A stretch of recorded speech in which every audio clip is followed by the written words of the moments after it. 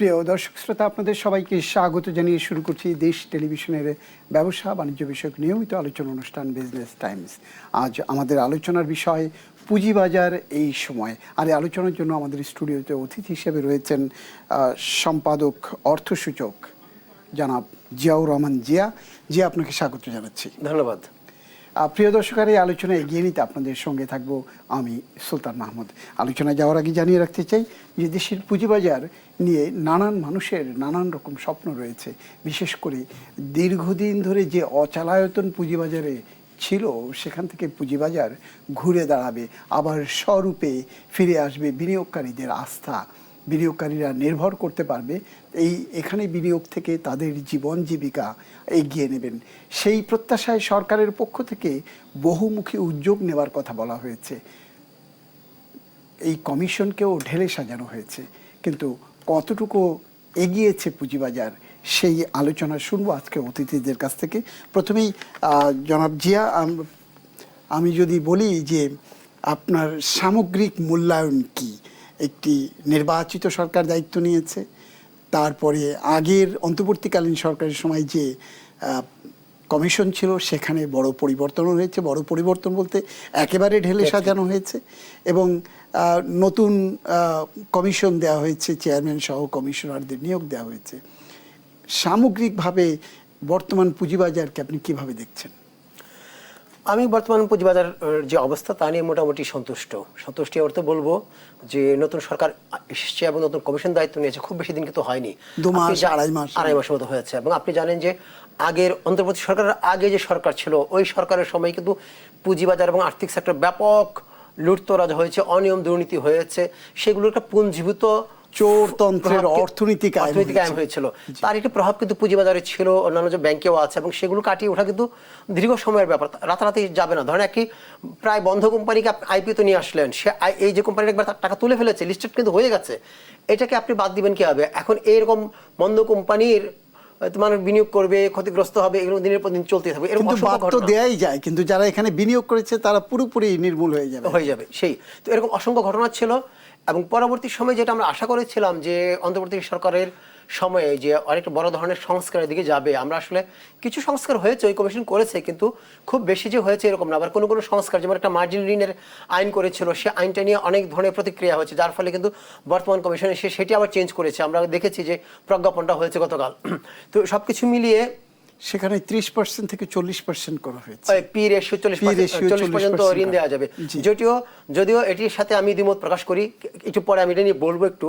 কিন্তু আমি সবকিছু মিলিয়ে আমি মনে করছি যে এই বাজারে একটা স্বাভাবিক অবস্থা ধীরে ধীরে ফিরে আসছে। আপনি দেখেন লেনদেন নেমে গিয়েছিল 500 কোটি টাকার নিচে, সেই লেনদেন কিন্তু আমরা 300-350 কোটি টাকা আমরা দেখেছি। সেইটি কিন্তু আমরা 1000 কোটি টাকার উপরে উঠেছিল, সেটা দেখে যদিও গতকাল একটু কমে 700 কোটি হয়েছে, কিন্তু গত এক মাসে 732 কোটি হয়েছে গতকাল। গত এক মাসে কিন্তু আমরা গত 2 মাসের মধ্যে সর্বনিম্ন। তো এই যে একটি অবস্থা, তো সেই অবস্থাকে বলতে হবে যে একটু ভালোই। এখন কেউ বলবেন যে ভাই, আমি তো এই সপ্তাহে দেখলাম 5 দিন বাজারের মূল্যসূচক কমেছে, আপনি ভালো বলছেন, কিংবা লেনদেন কমেছে। এর নানা প্রেক্ষিত আছে। প্রথম কথা হচ্ছে যে আপনি মার্চের প্রথম সপ্তাহ থেকে জুনের মাঝামাঝি পর্যন্ত যদি সময় দেখেন, এই সময় ছোটখাটো একটা র্যালি কিন্তু বাজারে হয়েছে। সূচক বেড়েছিল প্রায় 653 পয়েন্ট, যা 11.5%। তো এই সময়ে যারা আগে কম দামে শেয়ার কিনেছিল, তাদের অনেকে কিন্তু প্রফিট ট্যাগ করেছে। প্রফিট ট্যাগ করে তারা সাইডলাইনে কেউ ওয়েট করছে যে সামগ্রিক পরিস্থিতি। কারণ এই সময়ের মধ্যে আপনি দেখবেন যে মধ্যপ্রাচ্যের টেনশন কিন্তু আরো বেড়েছে। যেটা মনে হয়েছিল যে ইরান এবং যুক্তরাষ্ট্রের মধ্যে একটি চুক্তি হয়তো হয়, যে সেটি যে ভেস্তে গেল, এটা ক্লিয়ার হয়ে গেছে। এইদিকে বাংলাদেশে যে জ্বালানির সংকট, সেটি তীব্র হতে হতে এমন জায়গায় চলে এসেছে, গত 1-1.5 মাস যাবৎ অসংখ্য ইন্ডাস্ট্রি বন্ধ। সুতরাং যারা একটু ম্যাচিউর বিনিয়োগকারী, যারা প্রাতিষ্ঠানিক বিনিয়োগকারী, যারা একটু খোঁজখবর রাখেন, তারা কিন্তু প্রেডিক্ট করতে পারেন যে এই যে জ্বালানির সংকটটা চলছে, এটা যদি সহসা নিরসন না হয়, যে কোম্পানিগুলো পারফরমেন্স করতে পারছে না, সে তো ভালো ডিভিডেন্ড দিতে পারবে না। কোম্পানি যদি আপনাকে ডিভিডেন্ড না দেয়, সে শেয়ারের দাম কেন বাড়বে? সুতরাং অনেকে অপেক্ষা করছে, দেখি সিচুয়েশন কখন গিয়ে ইজি হয় এবং এর ইম্প্যাক্টটা কোম্পানিগুলোর পারফরমেন্সের কতটুকু পড়ে, এটা মূল্যায়ন করে তারা হয়তো সিদ্ধান্ত নেবেন।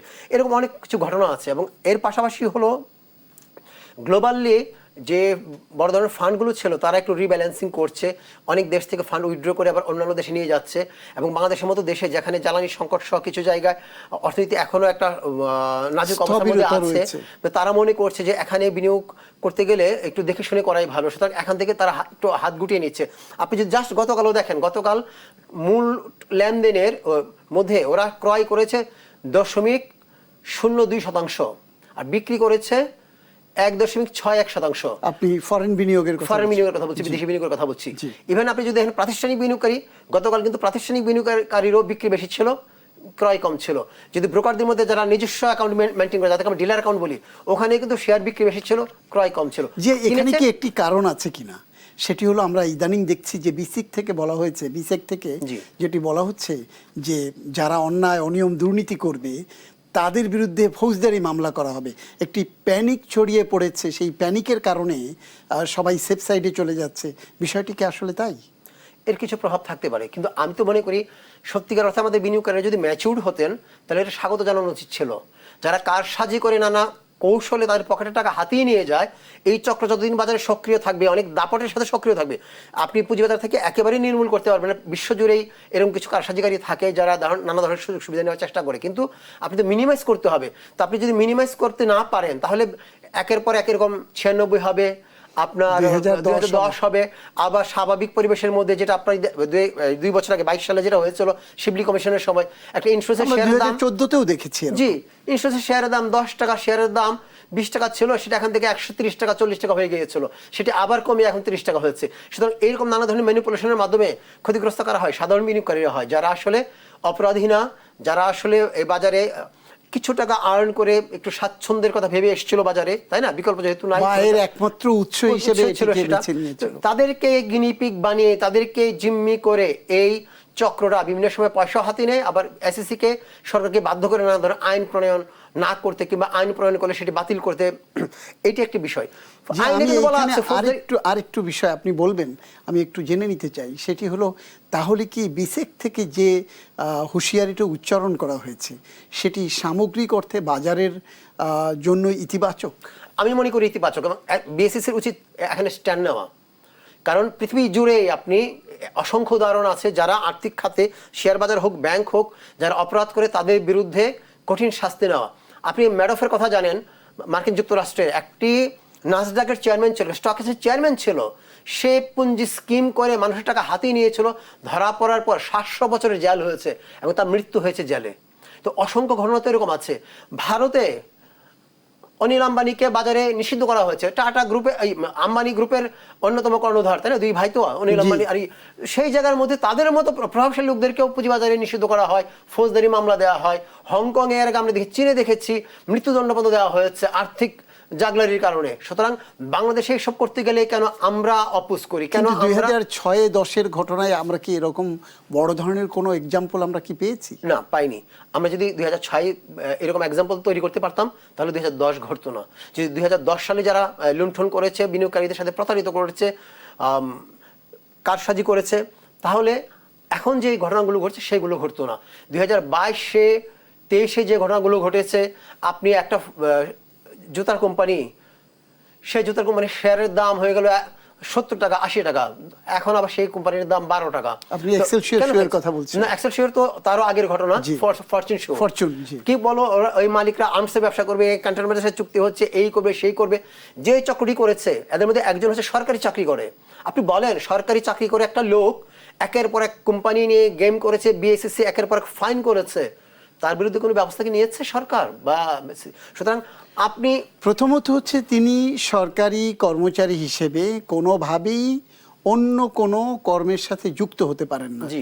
একেবারে ন্যূনতম কোনো আইনি ব্যবস্থাও তার বিরুদ্ধে না নিয়ে বরং তাকে আশ্রয় প্রশ্রয় দেয়। হ্যাঁ, পুরস্কৃত করা হয়েছে, তাদেরকে ব্রোকার হাউসে লাইসেন্স দেওয়া হয়েছে, ট্র্যাক লাইসেন্স দেওয়া হয়েছে।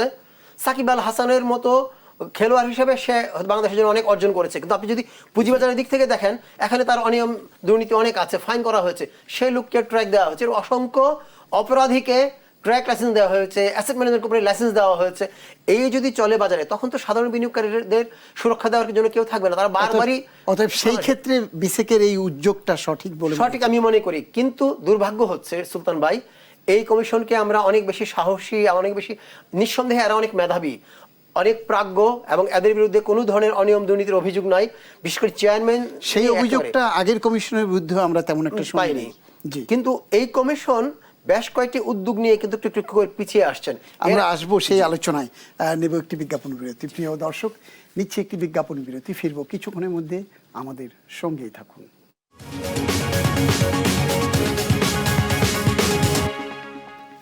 বিজ্ঞাপন বিরতির পর ফিরছি আবার আমাদের নির্ধারিত আলোচনায়। প্রিয় দর্শক, আপনারা জানেন আজকে আমাদের আলোচনার বিষয় পুঁজিবাজার এই সময়। আর এই আলোচনার জন্য আমাদের সাথে রয়েছে শেয়ার বাজার ভিত্তিক কাগজ অনলাইন পোর্টাল অর্থসূচকের সম্পাদক জিয়াউর রহমান জিয়া। যে আপনি যেটি বলছিলেন যে আসলে সরকার বা সিকিউরিটি এক্সচেঞ্জ কমিশন তার জায়গায় যথাযথ ভূমিকা পালন করতে পারছে কিনা, আইনি যে কাঠামো আছে সেই কাঠামো মেনে চলতে পারছে কিনা, নাকি অন্য কারো উপর নির্ভর হয়ে পড়ছে বা কারো ভীতিতে নিজেরা ভীত সন্ত্রস্ত হয়ে পড়ছে, যদি বলেন। জি, আমার কেন জানি সন্দেহ যে যতটা সাহস নিয়ে সংস্কারের কথা বলেছিলেন সেই জায়গাটি হয়তো স্থির থাকতে পারছেন না। আমি 3টা উদাহরণ দেব। প্রথম উদাহরণ হচ্ছে যে ডিএসসির সাথে একটি বৈঠকে ইনফরমালভাবে বিএসসিসির চেয়ারম্যান বলেছিলেন যেসব কোম্পানি অনেক দিন ধরে বন্ধ আছে, জেড ক্যাটাগরির কোম্পানি, একদম উৎপাদন নাই, পুঞ্জীভূত লোকসান, এটি আর উৎপাদন ফেরার মতো সুযোগও নাই, সক্ষমতাই নাই, সেগুলোকে ডিলিস্টেড করে দিলে ভালো। কারণ কি, এই কোম্পানিগুলোতে সাধারণ বিনিয়োগ করে না বুঝে বিনিয়োগ করে, আর কারসাজি যারা করে তারা নানা ধরনের কৌশলের মধ্যে দাম বাড়িয়ে ওদের কাছে শেয়ারগুলো গছিয়ে দেয়, ওরা ক্ষতিগ্রস্ত হয়। সুতরাং ডিলিস্টেড করলে ভালো। বিশ্বজুড়ে কিন্তু ডিলিস্টিং এর একটা প্রচলন আছে, এটাই হয়, এবং স্টক এক্সচেঞ্জ নিজের ক্ষমতা আছে কোম্পানিকে ডিলিস্ট করার। কারণ আমরা তো আমাদের ব্যাংকিং খাতেই দেখলাম, জি, 5টি ব্যাংকে যখন একসাথে করা হলো, ডিলিস্টিং করা হয়েছে, 5টি আর্থিক প্রতিষ্ঠানকে ডিলিস্টিং করা হচ্ছে, তো সেখানটাতে যেগুলো জাং শেয়ার আমরা বলি, যুগ যুগ ধরে নাম ঠিকানা নাই, অস্তিত্ব নাই, সেগুলো নানানভাবে লেনদেন হচ্ছে এবং বড় ধরনের প্লে হচ্ছে সেখানটাতে। তো সেগুলো বন্ধ করতে সমস্যা কোথায়? সেই, এবং আপনি যদি গত 1 মাসের পারফরমেন্স দেখেন বাজারে, টপ টার্নওভারের মধ্যে অনেক জাঙ্ক শেয়ার, মূল্য বৃদ্ধির মধ্যে জাঙ্ক শেয়ার, একটি কোম্পানি আইপিও তো আসে 1 মাসের মধ্যে কারখানায় আগুন লেগে মালিক পক্ষের অনেকে মারা যান। একটা নিটিং কোম্পানি, সেই কোম্পানির শেয়ারের দাম 1 টাকা নিচে ছিল, গত 15 দিনে বেড়ে এটি 5 টাকা হয়েছে। যেই ওই মালিকদের একটি অংশ আবার কানাডা চলে গেছে। এই কোম্পানির কোনোদিন উৎপাদনে ফেরার সুযোগ নাই, পুঞ্জীভূত লোকসান আকাশচুম্বী। তো আপনার এই যে 1 টাকা থেকে 5 টাকা মনে হবে অল্প, পার্সেন্টেজ হিসাব করেন, 5 টাকা যে বিনিয়োগকারী কিনবেন সে তো আসলে একসময় 1 টাকাও বিক্রি করতে পারবে না, তার তো এটাই লস। সুতরাং এই জাঙ্ক শেয়ার ধীরে ধীরে বাজার থেকে বের হয়ে গেলে কিন্তু ভালো শেয়ারের উপরে মানুষের ডিপেন্ডেন্সি বাড়তো। ভালো শেয়ার, সিকিউরিটি এক্সচেঞ্জ কমিশন সেখান থেকে কি সরে গেল? হ্যাঁ, যখন এটা সমালোচনা শুরু হলো, সমালোচনা মানে কি, যারা কারসাজি করে এসব নিয়ে খেলতে সুবিধা হয়, অল্প টাকায় খেলাধুলা করা যায় বা প্লে করা যায়, কারসাজি করা যায়, তারা নানাভাবে চাপ তৈরি করলো, বাজারে আতঙ্ক তৈরি হলো, শেয়ারের দাম পড়লো। বিএসসিসি একটা বিবৃতি দিয়ে বললো যে চেয়ারম্যান সাহেব এই ধরনের কথা বলেন নাই। তার মানে ওনার কিন্তু প্রথম দিকে উনি নথি স্বীকার করলেন, চাপের কাছে নথি স্বীকার করলেন। এই কারসাজিকারীদেরকে সাহসটা বাড়িয়ে দিল, এর আরো বেপরোয়া হয়ে গেল। তারপর আপনি দেখেন এই যে মার্জিন ঋণ, আগের কমিশন যেটা করেছিল সেটা আসলে একটু বেশি টাফ ছিল, সংশোধন দরকার ছিল, আমরা ওয়েলকাম জানাই। কিন্তু ব্যাংকের ক্ষেত্রে, নন ব্যাংকিং আর্থিক প্রতিষ্ঠানের ক্ষেত্রে, ইন্স্যুরেন্সের ক্ষেত্রে যে বুক ভ্যালুর কথা ছিল, ঠিক আছে, পি রেশিওর পরিবর্তে, সেটি কিন্তু সরে আসলো এই চাপের কারণে। অর্থাৎ বিশ্বজুড়ে কিন্তু বুক ভ্যালুর উপরে এই রেশিওর উপরে 30 ছিল, সেখান থেকে গিয়ে 40 তে নিয়ে গেল। জি, পি রেশিও 30 ছিল 40। তার মানে কি, একটি কোম্পানির যদি 5 টাকা ইপিএস হয়, 200 টাকা পর্যন্ত প্রাইস উঠতে পারবে, তখন ঋণ দেওয়া যাবে। তো এই কোম্পানি 200 টাকা যদি উঠে যায়, ধরেন কোনো কারণে আমাদের বাজারে একটা বাবল হলো, 200 টাকা উঠে গেল, তারপর যখন কারেকশন হয়ে নামবে, তো বিনিয়োগকারী তো 1 টাকা নিয়ে ঘরে ফিরতে পারবে না। তো আপনি কি জেনে শুনে আবার একটা আগুনের ঘি ডালার মতো অবস্থা হলো? আগে 30 টাকা ছিল, 30 পি ছিল। আমরা তো শুনেছিলাম যে সেখান থেকে সংশোধন করে আরো কমিয়ে নিয়ে আসবে। এই বাজারে মার্জিনের যত কমাতে পারবেন, বাজার তত বেশি স্টেবল থাকবে, সাধারণ বিনিয়োগকারী তত বেশি কম ক্ষতিগ্রস্ত হবে। তো সেগুলো কিন্তু হয় নাই। তার মানে হচ্ছে যে বাইরের কোনো চাপ, বাইরের চাপ এমনও হতে পারে যে সরকারের দিক থেকেও বলা হয়ে থাকতে পারে, আমি জানি না, যে বাজারে দরপতন হলে সরকারের জন্য একটু অস্বস্তিকর, বা বিএসসিসির পারফরমেন্স ভালো হচ্ছে না মনে করবে, আপাতত বাজার দরপতন হোক, এরকম কিছু করে না। কিন্তু আমি মনে করি সরকারেরও আসলে শক্ত অবস্থান নেওয়া উচিত, কারণ দীর্ঘমেয়াদে যদি বাজারকে ভালো রাখতে হয়, স্টেবল রাখতে হয়, এবং এই বাজারকে যদি অর্থায়নের একটি বড় উৎসে পরিণত করতে হয়, সরকার যদি কাজে লাগাতে চায় অর্থনৈতিক উন্নয়নের কারণে জন্য, তাহলে কিন্তু এই সংস্কারগুলো করতে হবে। আপাতত পেইন হবে, কিন্তু পেইন্টটা সামনে নিতে পারলে সংস্কারগুলো লাভ করতে হবে। হয়। জি। কিন্তু যে আমি আরেকটা ছোট্ট বিষয় আমি একটু আপনার কাছ থেকে শুনতে চাই, সেটি হলো আমরা হালে শুনছি যে সিকিউরিটি এক্সচেঞ্জ কমিশনের সাথে ঢাকা স্টক এক্সচেঞ্জের একটি মনস্তাত্ত্বিক যুদ্ধ চলছে, বৈপরীত্য অবস্থানে উভয় পক্ষ চলে গেছে, কারণটা কি? এটা আসলে দুই পক্ষের চিন্তার জায়গা থেকে কিছু সমস্যা। আমরা এই দূরত্ব আগের কমিশনের সময় দেখেছিলাম, তার আগের কমিশনের সময়ও দেখেছিলাম। তো আমরা আশা করি যে এই ধরনের দূরত্ব যত দ্রুত কমিয়ে নিয়ে আসা যায়। এত এই চেয়ারম্যান তো যথেষ্ট নলেজেবল আমরা মনে করি, এবং কমিশনটাও মোটামুটি প্রাজ্ঞ, সুতরাং তাদেরকে এটাও বুঝতে হবে যে কোনোভাবেই আমি অনেক জানি বুঝি সবই ঠিক আছে, কিন্তু তারপরেও অন্যদেরকে স্পেস দিয়ে সহনশীল অবস্থা তৈরি করে ছাড় দিয়ে পরিবেশ রাখতে হবে। কারণ যদি মুখোমুখি দুইটা প্রাইমারি রেগুলেটর, স্টক এক্সচেঞ্জ কিন্তু প্রাইমারি রেগুলেটর, আর সেকেন্ডারি রেগুলেটর হলো আসলে বিএসইসি। সুতরাং দুইটা রেগুলেটরের মধ্যে যদি দূরত্ব থাকে, দ্বন্দ্ব থাকে, তার কোনো না কোনো প্রভাব কিন্তু বাজারের উপরে পড়বেই।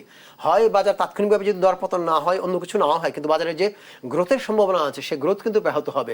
সুতরাং আমরা মনে করি যে বিএসইসির বোর্ড, ডিএসসির বোর্ডেও এখন যারা আছেন তারাও যথেষ্ট প্রাজ্ঞ, ম্যাচিউর লোকজন, দক্ষ, যোগ্য, এবং বিএসসিসিতে যারা আসছেন তারাও। সুতরাং দুই পক্ষের যদি কোনো কোথাও ইগুর সমস্যা থাকে, সেই ইগুটাকে এরা বাজারের বৃহত্তর স্বার্থে, দেশের স্বার্থে বিসর্জন দিবেন, বিসর্জন দিয়ে অনেক বেশি সহনশীল হয়ে উদারতা নিয়ে আলোচনাগুলো করে তারপর সিদ্ধান্তগুলো নেবেন, এবং একটা উইন উইন সিচুয়েশন যেন সবার জন্য থাকে সেমন একটি পরিবেশ তারা তৈরি করবেন। ধন্যবাদ। আমরাও সেই আশাবাদ ব্যক্ত করি আপনি যেভাবে বলছেন। আমাদের সবার উদ্দেশ্য যে বাজার আবার ঘুরে দাঁড়াক, স্বগতিতে ফিরুক এবং বিনিয়োগকারীদের আস্থা ফিরে আসুক। জনাব জিয়া, আমাদেরকে সময় দেওয়ার জন্য আপনাকে অনেক ধন্যবাদ। আপনাকে ধন্যবাদ, দর্শকদেরকে ধন্যবাদ। প্রিয় দর্শক, আলোচনা শেষ করছি এখানে। শেষ করার আগে জানিয়ে রাখছি, দেশ টেলিভিশনের ব্যবসা বাণিজ্য বিষয়ক আলোচনা অনুষ্ঠান বিজনেস টাইমস সপ্তাহে শনি থেকে বৃহস্পতি একই সময় সরাসরি সম্প্রচার হয়ে থাকে। আমাদের সঙ্গে থাকবার জন্য আপনাদের সবাইকে অনেক অনেক ধন্যবাদ জানাচ্ছি। আমি সুলতান মাহমুদ। আল্লাহ হাফেজ।